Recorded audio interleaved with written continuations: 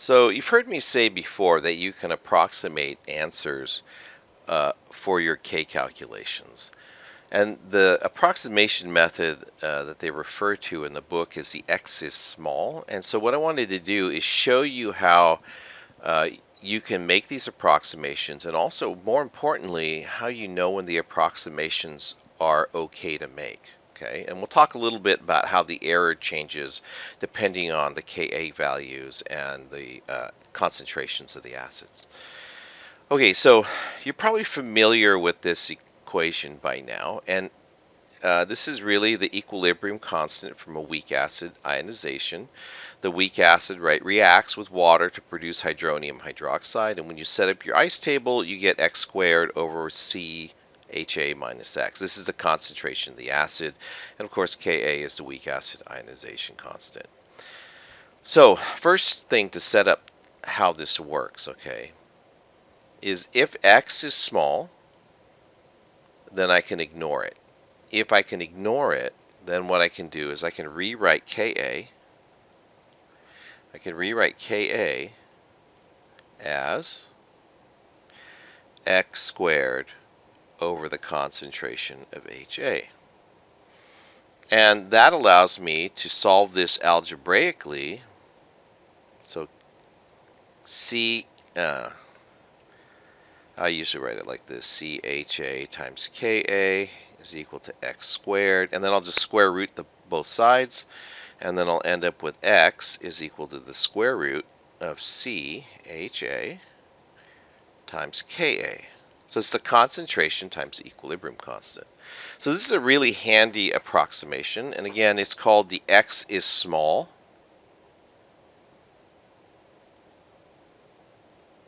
So then approximation. So how do you know X is going to be small? Well, to start with, just think about what K means. K is the equilibrium constant, and X represents one of the concentrations of the products.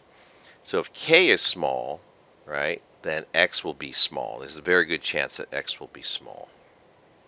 And it turns out the other thing that you have to think about is that K has to be a lot smaller than the concentration of the acid. And when that's the case, we can ignore X in the calculation.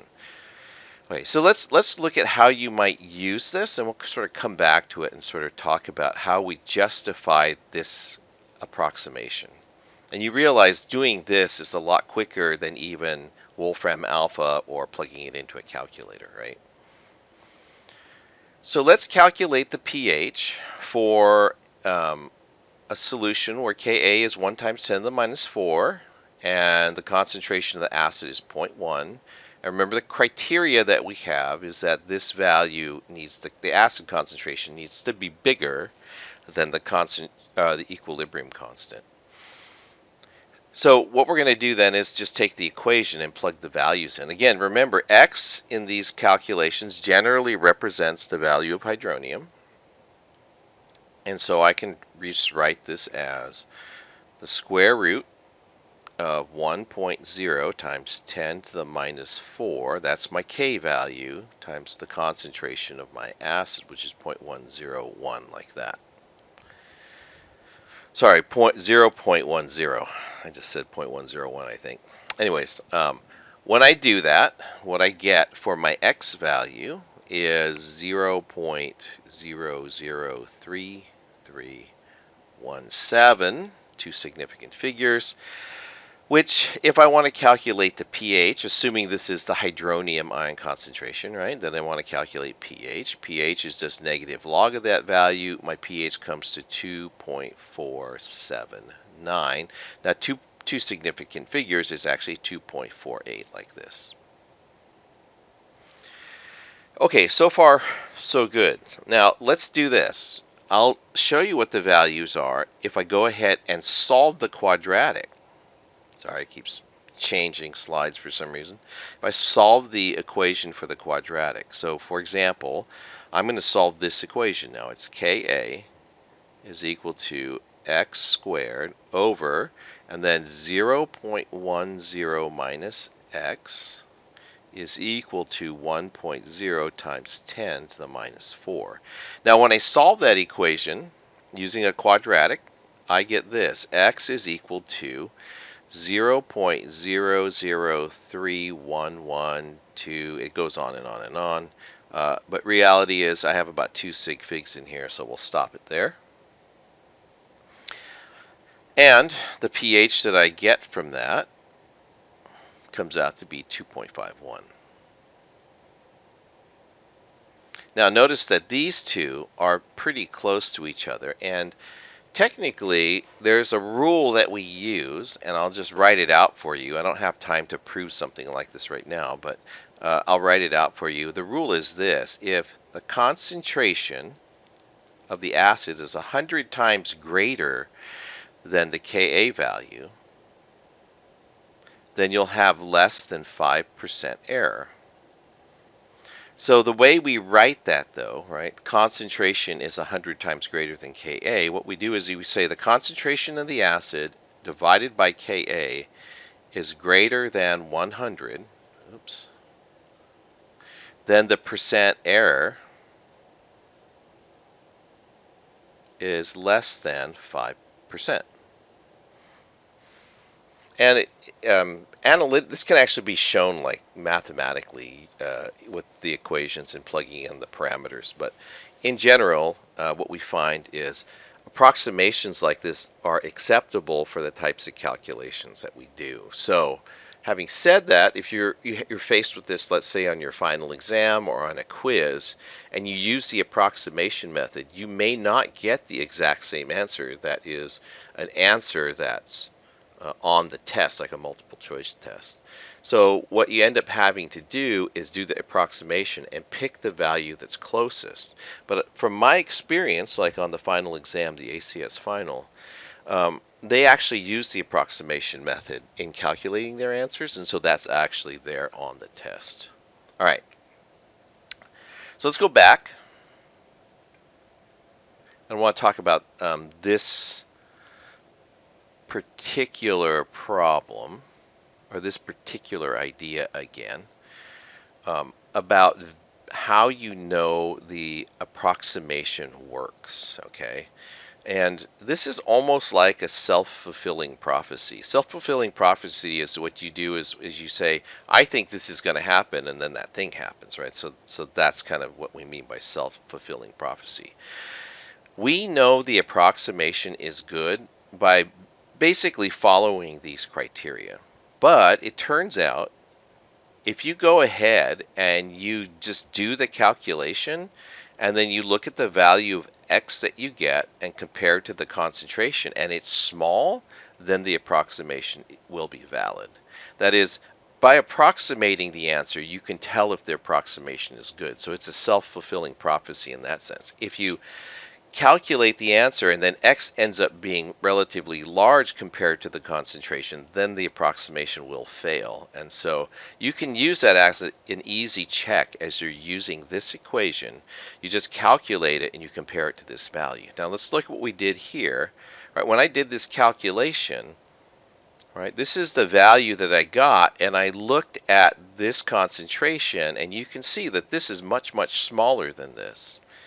And so you know that the approximation is good already without having to go through this calculation. Well, this also brings us to another idea, and this will help us understand a little bit more about when the approximations are valid and ultimately a little bit more about ionization reactions. So when we're approximating answers, what we're often worried about is something called the degree of ionization. Remember I was saying we want to see that the value for X is small relative to the original concentration. And so in this particular problem, right, the value for X that I got is this. That is both the concentration, the acid, and its conjugate base. Sorry, the hydronium and the conjugate base of the acid is what I should have said. And so what I can do is I can take for the conjugate base, I can just plug the value of X in, and this is the original concentration of the acid. So that's why I called it HA0. So that's this value here. And when you calculate that, you get a degree of ionization of 0.033, or a percent ionization, which is what most people prefer to look at. is you just take the degree and you multiply it by 100. So I'm going to call this DI, since I don't like writing all those words, times 100%, and that ends up being 3.3% ionized. So a relatively small amount of the material is ionized. Now, let's look at how this value changes depending on the concentration. So what I've done is I've graphed two things. I've graphed the percent on this axis, on the y-axis, and the acid concentration on the x-axis. And this is the Ka for my acid, and this is actually for nicotinic acid.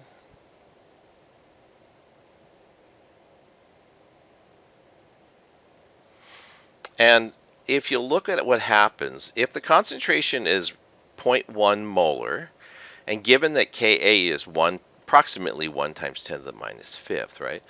The concentration of the acid is very large, and the degree of ionization is relatively small. The percent error in the calculation, that's the blue, right, is less than 1%, and that the degree of ionization is roughly 1.25%. Now look what happens as the concentration goes down. As the concentration goes down and gets closer to Ka, both the percent ionization and the error in your calculations goes up. And that should make sense to you now, because what's happening is that my x squared over c minus x, right, Ka is equal to that this value is becoming larger relative to the concentration, and so my errors should get bigger as my percent ionization increases. And as long as, right, this is what I was talking about before, as long as your Ka value is greater than 100 times greater, your concentration is 100 times greater than Ka, then your percent error will stay below 5%. For this particular problem, it's somewhere around here, which is about 0.005, and it'll hit just about 5% at that point. Okay. All right, so again, percent ionization is an important trend to understand. Decreases as the concentration increases, and the percent ionization increases as the concentration decreases. One of the weird things about that is if you have a weak acid, even though it's not strong technically, a large percentage of it will be ionized if it's at a very low concentration. Okay, so this is a calculation directly related to the value of X, or the degree of ionization. Okay, so let me talk you through the problem. It's actually a problem where you're trying to find Ka from concentration and a pH. So you have a 0.1 molar solution of cyanic acid, and its pH is 2.769. What's the experimental value of Ka? All right, so normally you set these problems up as generic acid ionization reaction. So Ha plus H2O makes H3O plus A minus, like that. And we can set up our, gosh darn it, killing me. We can set up our ice table like this. Again, I just black that out there so I don't have to think about it. And there's my initial change and equilibrium value. And HA is 0.010. That's my initial concentration. And we assume that these are 0, so I get a minus X here, and these are both plus X's like this. Now, when I look at the bottom line, it's going to be 0.010 minus X, and then X and X. So then I get this expression Ka is equal to X squared over 0.010 minus X. And then this is what I want to calculate, is the Ka value. And just sort of as a side note, right, you're being asked to calculate Ka, so you have to be given both the initial concentration and then something related to X. So pH, it turns out, right, is related to this value here. And that once I solve for the value of X, I can solve for the value of Ka. So I know that K pH, right, is related to hydronium ion concentration, which is X in this case, of 10 to the minus 2.769. And if you do that calculation, you'll get 1.703 times 10 to the minus third.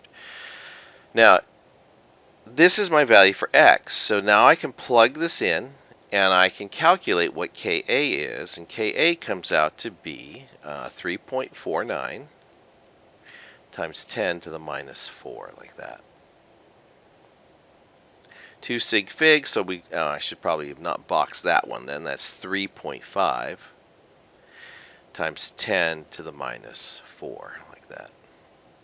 Okay, so if you're given a pH, right, you can do this calculation. But the other information, and this is how it relates to this section, the other information you could have been given is you could have been given the degree of ionization for the acid.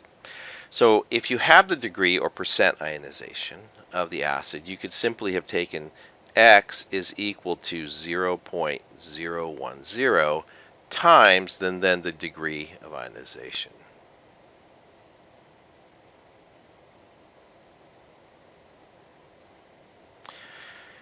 So there's a number of ways you can get to that value of X, and one, like I said, is the pH, and the other is using the degree of ionization or percent ionization.